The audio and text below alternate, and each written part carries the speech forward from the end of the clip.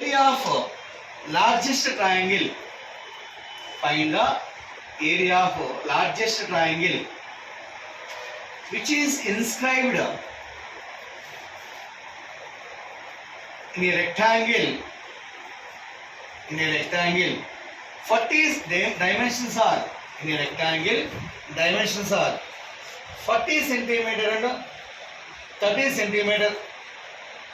40 centimeter and 30 centimeter. 40 centimeter and 30 centimeter.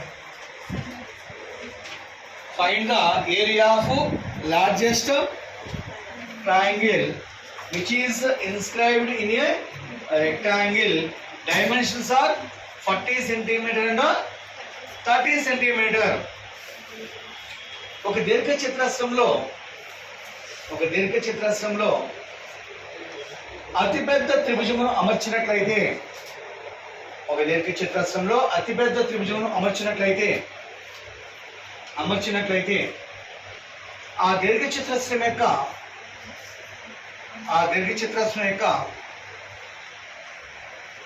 భుజములు వరుసగా 40 సెంటీమీటర్లు 30 సెంటీమీటర్లు అయినట్లయితే, 40 సెంటీమీటర్లు 30 సెంటీమీటర్లు అయినట్లయితే ఆ త్రిభుజ వైశాల్యం కనుగొనము. ఆ దీర్ఘ చతురస్రంలోని త్రిభుజ వైశాల్యం కనుగొనము. ఆ దీర్ఘ చతురస్రంలోని త్రిభుజ వైశాల్యం కనుగొనము. రైట్ చూడండి, ఏమన్నా క్వశ్చన్ చూడండి. Largest area of triangle which is inscribed in a rectangle. The rectangle dimensions are 40 and 30 అంట. సో ఇక్కడ వచ్చేటప్పుడు చూడండి ఒకసారి, ఇన్ రెక్టాంగిల్ డ్రా చేసాం మనం. రెక్టాంగిల్ డ్రా చేసాం. దీంట్లో లార్జెస్ట్ ట్రయాంగిల్ ని ఫిక్స్ చేయాలండి. ఇన్స్క్రైబ్డ్ అంటే లోపల ఫిక్స్ చేయాలి, బయట కాదు. సో లోపల ఫిక్స్ చేయాలంటే లార్జెస్ట్ ట్రయాంగిల్ ఏమవుతుంది చూడండి. సో ఈ విధంగా ఫిక్స్ చేయగలమా? ఇంతేనా? ఇంతేనా పెద్ద గీయగలమా? రైట్. సో ఇది లార్జెస్ట్ ట్రయాంగిల్ కన్ఫర్మ్ అయింది. ఈ లార్జెస్ట్ ట్రయాంగిల్లో సో బేస్ వాల్యూ అంటే మనకి లెంత్ డైమెన్షన్ ఒకటి ఎంత ఇచ్చాడు? 40 ఇచ్చాడు బేస్ వాల్యూ. సో ఈ 40 అనేది ట్రయాంగిల్ యొక్క ఏమవుతుంది? బేస్ వాల్యూ అవుతుంది. మనకి ఏరియా కావాలంటే ఫార్ములా ఏంటి? Half into base into height కావాలి. ఏరియా కావాలంటే half into base into height. So base already confirm అయింది. హైట్ కావాలి. హైట్ అంటే ఈ ప్లేస్లో మనం ఏం తీసుకుంటాం? హైట్ తీసుకుంటాం. సో ఫస్ట్ 1 డయాగ్రామ్ డైమెన్షన్ 48 ఎంత అయింది? 30. ఇది 38, ఇది ఎంత అవుతుంది? 30. ఇది 38, ఇది కూడా ఎంత అవుతుంది? 30 అవుతుంది. అంటే హెచ్ వాల్యూ ఎంత వచ్చింది మనకి? ఇక్కడ 30 వచ్చింది. So area equal to 1/2 into base ఎంత ఉంది? 40 ఉంది. హైట్ ఎంత ఉంది? 30 ఉంది. సో 2 అనేది 40లో 20 టైమ్స్ క్యాన్సిల్. 20 ఎంత అవుతుంది? 0 ఉంది కాబట్టి సో ఆన్సర్ ఏమవుతుంది? 600 సెంటీమీటర్ స్క్వేర్. సెంటీమీటర్ ఇచ్చారా? ఇస్తే ఏరియా కాబట్టి ఏమవుతుంది? 600 centimetre square. A largest rectangle inscribed in a circle. A largest rectangle inscribed in a circle. The dimensions are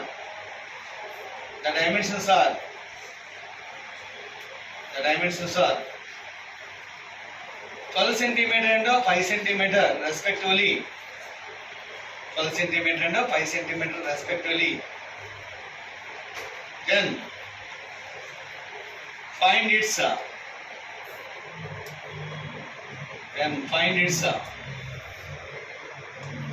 ఒక దీర్ఘ చతురస్రమును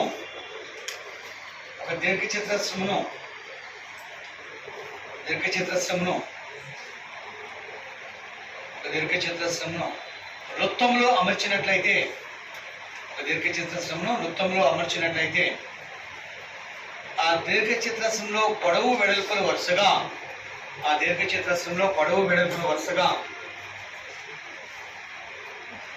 12 సెంటీమీటర్లు 5 సెంటీమీటర్లు అయినట్లయితే, 12 సెంటీమీటర్లు 5 సెంటీమీటర్లు అయినట్లయితే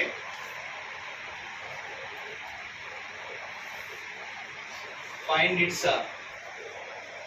radius of circle. ఆ వృత్తం యొక్క వ్యాసార్థం కనుగొనము. find its radius of circle. ఆ వృత్తం యొక్క వ్యాసార్థం కనుగొనము. దేంట్లో అమర్చమన్నాడండి? సర్కిల్లో రెక్టాంగిల్ ఫిక్స్ చేయమన్నాడు. ఓకేనా? సర్కిల్లో రెక్టాంగిల్ ఫిక్స్ చేయమన్నాడు. సో సర్కిల్ తీసుకుందాం. దీంట్లో రెక్టాంగిల్ ఫిక్స్ చేస్తున్నా అంట. రెక్టాంగిల్ ఫిక్స్ చేస్తున్నాడు. రెక్టాంగిల్ సో ఈ విధంగా వచ్చిందండి. రైట్.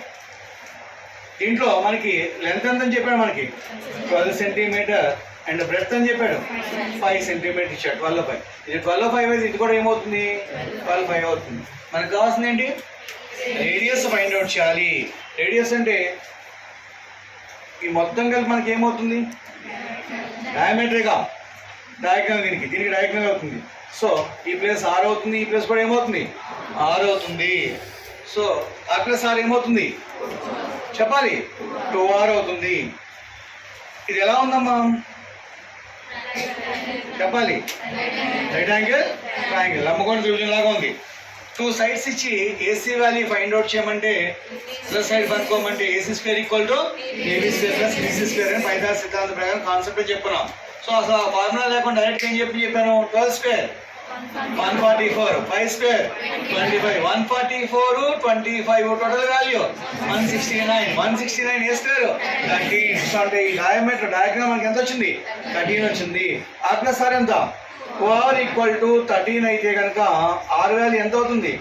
6.5 సెంటీమీటర్ అవుతుంది. 6.5. సో మరి ఈ 13 డైరెక్ట్గా రాసాం. ఒకవేళ ఇది వద్దు అనుకుంటే ఫార్ములా ప్రకారం ఏం రాయాలి? AC² = AB² + BC². సో ఈ వాల్యూ మనం A value and B value and C value తీసుకుంటే AB ఎంత ఉంది? 12² + BC వాల్యూ ఎంత ఉంది? 5². సో 144 + 25 169. AC² = 169 అంటే AC వాల్యూ ఎంత అవుతుంది? 13 అవుతుంది. AC అంటే నథింగ్ బట్ 2r డయామీటర్ = 13 అయితే కనుక R వాల్యూ ఎంత వచ్చింది మనకి? 6.5. సో ఈ కాన్సెప్ట్ ఏమీ లేకుండా మనం ఏం చెప్తున్నాం? 12² 145, 5² 25, 144 25 169. 169 అంటే 13². 13 మీన్స్ 2r = 13 అయితే R వాల్యూ ఎంత అవుతుంది? 6.5 అని రాసుకోవాలి.